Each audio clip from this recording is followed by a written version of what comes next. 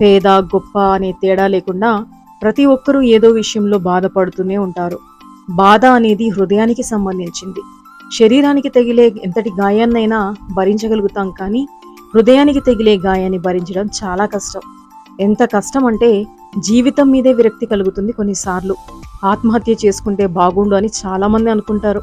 ఆత్మహత్యలు చేసుకునే వారంతా బాధలు భరించలేక చనిపోతూ ఉంటారు.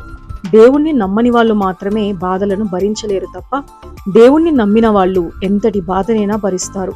ఎందుకంటే దేవుడు మన బాధలను చూస్తున్నాడు, మనకు తప్పక న్యాయం చేస్తాడు అన్న నిరీక్షణ మనలో ఉంటుంది కాబట్టి.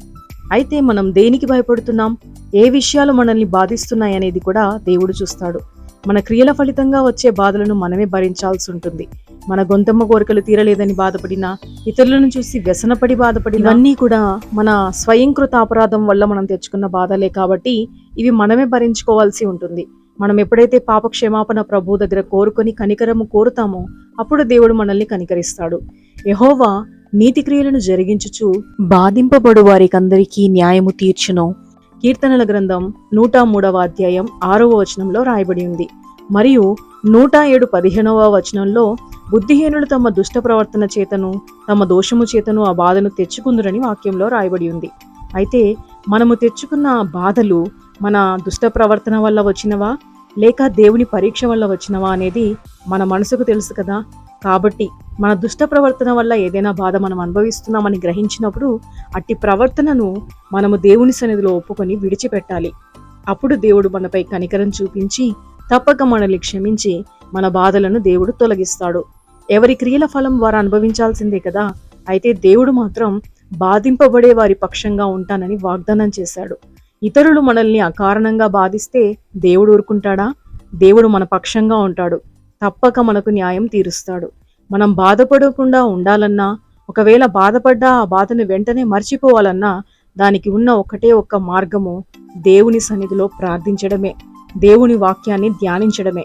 ఎడారిలో ఓయస్సిస్సుల బాధలో ఉన్న వారికి వాక్యము చదవటము గొప్ప ఉపశమనాన్ని కలిగిస్తుంది. వాక్యానుసారంగా జీవించే వారికి బాధలు రాకుండా ఉంటాయా? అస్సలే కాదు. వాటిని భరించే శక్తి వారికి ఉంటుంది కాబట్టి దేవుడు కొన్ని బాధలను అనుమతిస్తాడు. ఆ బాధలలో మనం దేవునిపై ఎక్కువగా ఆధారపడాలి అన్నది దేవుని కోరిక. ఎందుకంటే బాధపరచబడు వారి బాధను చూసి ఆయన తృణీకరించే దేవుడు కాదు, వారి కన్నీటిని తుడిచే దేవుడు. నీ వాక్యము నన్ను బ్రతికించి ఉన్నది, నా బాధలో ఇదే నాకు నెమ్మది కలిగించుచున్నది అని కీర్తనల గ్రంథం 119వ అధ్యాయం 50వ వచనంలో వ్రాయబడి ఉన్నది. బాధపడుతున్న వారు ఎవరైనా సరే వారి బాధ దేవుని ద్వారా పోగొట్టుకోవాలనుకుంటే తప్పక నెమ్మది పొందుతారు. వ్యక్తిగతమైన విషయాలను బట్టి బాధపడేవారు అంటే ఆర్థికపరమైన సమస్యలు, ఉద్యోగం రాలేదని, పెళ్లి కాలేదని, పిల్లలు పుట్టలేదని, కుటుంబంలో ఇంకా ఏదో సమస్య వల్ల బాధపడేవారు వాటిని దేవునికి అప్పచెప్పడం వల్ల నెమ్మది పొందుతారు.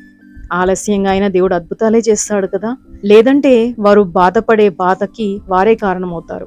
చిన్నపిల్లలకు ఎలాంటి బాధలు ఉండవు. ఎందుకు?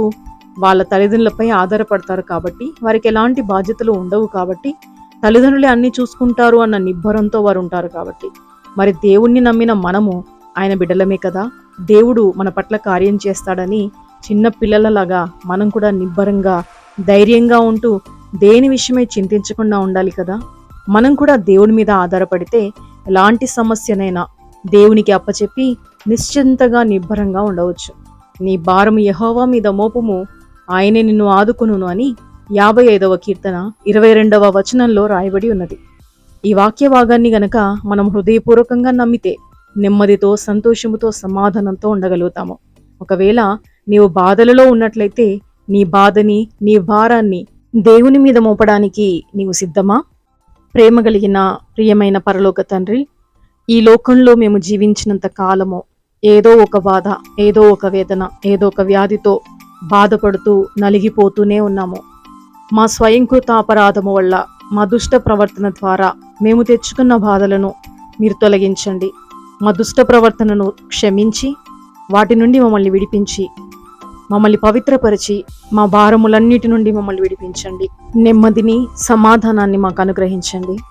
మా జీవితకాలం అంతయు కృపాక్షేమములే మా వెంట వచ్చినట్లు, నీ సన్నిధిని వెదుకున్నట్లు, నీ సన్నిధిలో సంపూర్ణ ఆనందం పొందునట్లు మీ వాక్యానికి లోబడి యథార్థంగా జీవించగలుగుటకు మీ కృప మాపై ఉంచమని వేడుకుంటున్నాను. నీతి క్రియలు చేస్తూ బాధించబడు వారందరికీ న్యాయము తీర్చే గొప్ప దేవుడవు నాయన. నీతి క్రియలు చేస్తూ నీకు మహిమకరంగా బ్రతికే జీవితము నాకు మాలో ప్రతి ఒక్కరికి దయచేయమని ఈ కొద్ది విన్నపాలు ప్రియ రక్షకుడైన యేసుక్రీస్తు నామములో అడుగుచున్నాను తండ్రి, ఆమేన్. ప్రియమైన సహోదర సహోదరులారా, ఈ క్లుప్తమైన వాక్య భాగము మన ఆత్మీయ జీవితానికి మేల్కొల్పుగాను దీవెనకరంగాను ఉందని ప్రగాఢంగా నమ్ముతున్నాను. తప్పక ఈ వీడియోని లైక్ చేసి షేర్ చేసి మన ఛానల్ని సబ్స్క్రైబ్ చేసుకుని పక్కనే ఉన్న బెల్ బటన్ని యాక్టివేట్ చేసుకోగలరు. Thank you so much for watching this video till the end. May God bless you all. Amen.